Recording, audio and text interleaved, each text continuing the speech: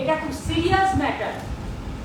বারবার বলা সত্ত্বেও ডিভিসি বলুন, পঞ্চায়েত বলুন, মাইথন বলুন, এরা কেউ আমাদের কথায় গুরুত্ব দিচ্ছে না, শুনছেন না।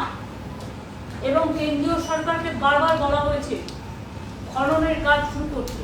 গত 18ই জুন থেকে খুব দুঃখের সঙ্গে বলছি এবং দুর্ভাগ্য বলেও সত্য, প্রায় 27,000 লক্ষ, ভালো করে সংখ্যাটা শুনুন কত জল ছেড়েছে, 27,000 লক্ষ কিউবিক মিটার জল ছাড়া হয়েছে 18ই জুন থেকে আজ পর্যন্ত।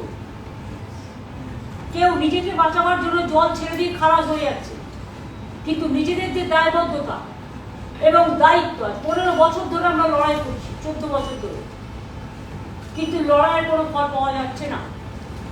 আমি নিজে প্রধানমন্ত্রীকে চিঠি দিয়েছি, ইরিগেশন ডিপার্টমেন্টকে চিঠি দিয়েছি, আমরা আমাদের ইস্টার্ন রিজিয়নের মিটিংগুলোতে আলোচনা করেছি, নীতি আয়োগের মিটিংগুলোতে আলোচনা করেছি, কিন্তু কিছুতেই কথা কানে যাচ্ছে না।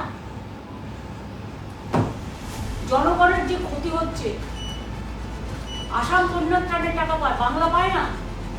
বাংলায় শুধু জল ছেড়ে দিয়ে বন্যা করে দিয়ে খালাস।